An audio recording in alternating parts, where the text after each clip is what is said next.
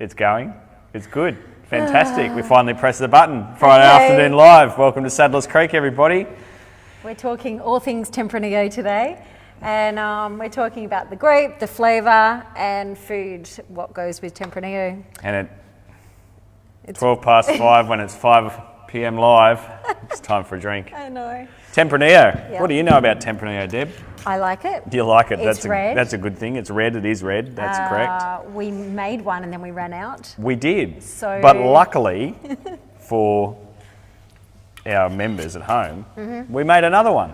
We haven't run out yet because we're not that thirsty. Thank you. So we thought it we need this today. So this is our 2000. Cheers. Cheers. Our 2019 Sadler's Creek Hilltops Tempranillo, and this is the second release of this wine that we've produced. So the first vintage we produced from 2018 from the Hilltops region. So for those of you who may not know where the Hilltops growing region is, that's Young, so central New South Wales, the Australian capital, or at least New South Wales capital of cherries here in this part of the world. Yeah. And there is quite a collection of vineyards in that part of New South Wales that a lot of people don't know about. And there's a family over there called the Freeman family, and they have quite a substantial vineyard in that part of the world, and they grow a number of different varieties. They grow your traditional things like Shiraz and Cabernet.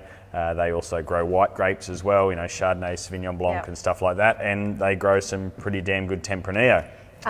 So your pronunciation of Tempranillo then, the pronunciation, I always know that a couple of people that work here struggled to say it. So I think it's the giveaway is most people, it's got L's in it, right? Yeah. So it'll be Tempranillo. Yeah. There's one person that constantly gets it wrong, but we won't pick on them. No. But definitely, you know, European words, they love to have letters in there that you don't say. Semillon. So, Semillon, perfect example. Okay. So yeah, just basically drop the L's out and you're happy days. Tempranillo. Tempranillo. Okay, so where does this grape come from? Grapevines. Yeah. Young, I told you that. The area, the region. Originally? The place. Originally? Yeah. Okay, so originally Tempranillo is most famous for being grown in Spain and in particular in Rioja. So if you go to the bottle shop and grab a bottle of Rioja, it will be maybe not 100% Tempranillo, but it'll be predominantly, most of those blends are sort of 85, 90, 95% Tempranillo. They might have a bit of other varietals in there like Grenache and things like that, but definitely Rioja equals Tempranillo. So if you were to describe the flavour profile of this wine, does the Spanish version differ to what we're growing here in Australia? Yeah, it does. I guess those old world styles of wines definitely differ to what we're classified as new world wine industry. Yep. And what you tend to find is new world wines, they just tend to be a bit more fruit forward, a little bit more... That's what I noticed. Refreshing, I guess. This is, yeah. And a lot of that stems from the tradition of making wines in that part of the world. So you go to places like Spain and Italy, and for them to be able to classify their wines higher up the ranking, they have to leave their wines in timber for longer. Yep. Now you've got a grape that naturally is quite delicate. It can be a little bit neutral, so it takes on a lot of flavour from what you give it. So it can take on lots of oak or lots of fruit, but that can be dominating to the wine. Yeah. So what we like to do is we keep it in timber for a shorter period of time, say about 11 to 12 months. French or American oak? Mixture of, but it's all old oak. Old oak. Yeah, so and no that's new what I'm oak on this finding one. with this. It's lovely and fruit forward. And a lot of other Tempranillos that I've tried, they can be that really grippy tannin in the mid-palate. So to me, that they're doesn't just have like a that bit drying overcooked, some of those styles. What we like to see is we want a really lovely, lush, forward fruit palate, followed by some nice richness, which makes it perfect for food. Now we've just bottled this, and obviously when you bottle something, it needs a bit of time to settle down. But that, from when I opened it about a half an hour ago to now, it's again changed. And that's one of the things that I always notice about Tempranillo. From when you open it, it's a complex wine that just evolves in your glass over the course of an hour. And then about half an hour later, it's gone. Yeah. And then you open Mine another bottle. always changes. My bottles are never full. It's quite magic, actually. So. So, cellaring potential of this wine? Look, they're not wines that are built for long-term cellaring. We do make these wines deliberately to have as a 1 or 2 or maybe 3-year-old wines. Yeah. But that's not to say it can't be done. Look, let's be honest, we've only made one vintage of this wine before and it sold out within 12 months. So we didn't get an opportunity to cellar any. Yeah. I guess we'll have to keep our hands off it and stick some away and come back in a couple of years. I don't know. But I like it. I like it at this style. And I've tried quite a few Tempranillos. I like this grape variety, and I find there's such a diverse style of it. I think we're seeing a lot more grown in Australia now, aren't we?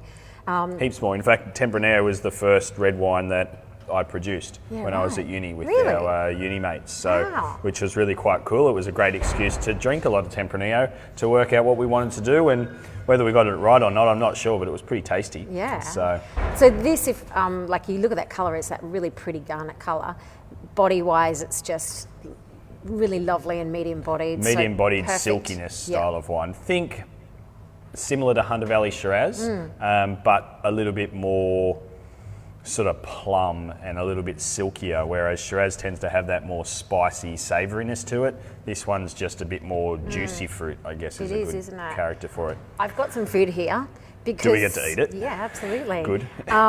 Look, Tempranillo is one of my favourites to just come home, pour and drink, and I think it's such a great wine to just drink on its own. But food-wise, the Spanish area of Rioja, which you said, grows a lot of lamb. So lamb is one of those dishes that is a great partner for pretty much any Tempranillo. Protein. It's a very versatile. Hey, look at that! Very versatile red grape variety because it has enough richness to go with lamb and shanks and things like that, or to go with beef. Yeah. But it's also elegant enough to put with, say, pasta, for example, that you've got over here, because these are kind of like the staple foods of like reheat a nice little tomato-based pasta, lamb shanks. Hold on, this is all just leftovers. I'm fine with that as well. Being spring, fresh it up with a bit of salad. If I have to talk about the perfect Friday afternoon pairing partner, I've got some of Goose on the Loose's chorizo salami here. Yeah, that's good gear, that. Is full of those smoked paprika flavours. So again, another Spanish iconic spice. Then we've got Serrano ham here, or the jamon, which is again a classic. And I've got Manchego cheese, which is a sheep's cheese. Yummy. So there's my little cheese selection, meat selection for... Yeah, I think what this array of food shows is it's very versatile, because there's enough grunt and get up and go to go with things like this or this, but it's soft enough and easier, like creaminess in its own nature, to go with these sorts of characters as well. And look, Spanish food, tapas, grazing, lots of different flavours.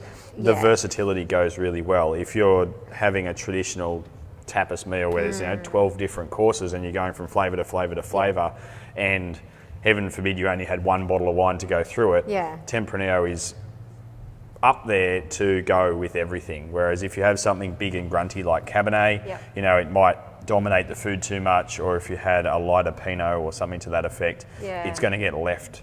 It would be fine with the lighter styles and these sorts of jamons and things like that, but once you start going to these heavier protein dishes, the Pinot is going to get left in the wayside, just to the nature of the beast. And is that fish fingers over there? That's a nice vegetarian special just for you. So a bit of for me. Friday tapas. Yeah, right. Thanks, little vegetarian option. What have we got? Chips? No, they're a little cheese. They're cheese. A cheese finger. Oh well, I've tried it now. I thought you'd like that. You can have it.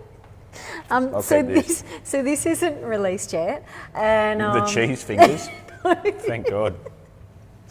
The Tempranillo, no, it's not. Tempranillo. So as Deb mentioned, this wine was only just bottled a couple of weeks ago. Yeah. And when wines get bottled, well, like anything, if you got put through a half micron filter and jammed through there, you probably wouldn't be very happy about it. The Tempranillo. So it is ideal that these wines are sat on metaphorically, not physically, for 4 to 6 weeks or something like that, to let the wines get over bottle shock.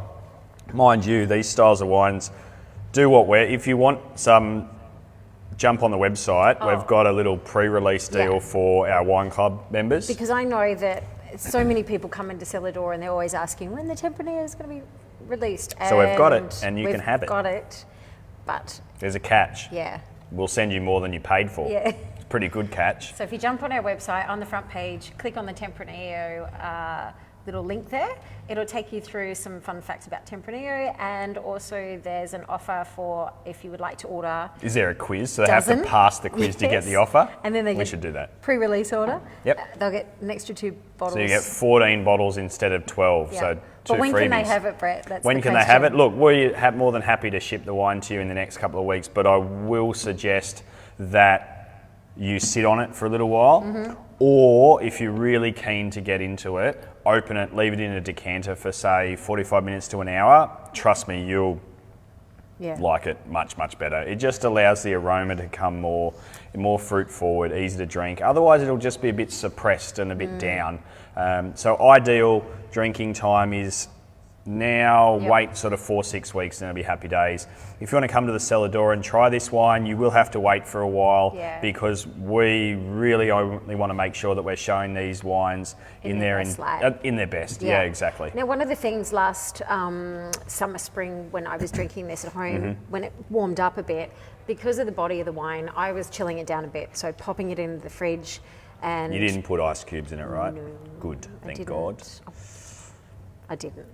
Good, thank you. No, but I did. I threw it in the fridge, and by the time you sit outside, and it comes to temperature pretty quick. And I just found it so much more enjoyable as a little bit cooler. For sure. I mean, a good or important point about that is red wines like this, they should be drunk at room temperature. Yeah. But what does room temperature mean? Do you remember? Well, it's about, 40 degrees, In Australia it can be, of course. But so the term room temperature is the temperature of a drawing room in a chateau in France in autumn. I love it when you say chateau.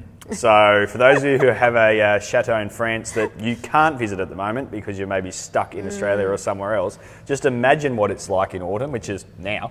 And it's probably about 16 degrees C. Well, it's perfect in the winery here. Exactly, it's perfect in here. So what Deb's getting at is, if you grab the wine out of your wine rack and you live in a normal Australian household where it's probably a little bit warm during the day, pop the wine in the fridge just to take the chill off it, and then go from there, because you will be rewarded. Red wine's not meant to be drunk at 30 degrees C. Look, at the end of the day, that's where water and beer should be 100%. consumed. All right, well, cheers, Brett. My glass is empty. We can fix that. Friday afternoon. See you guys. Cheers. Thanks.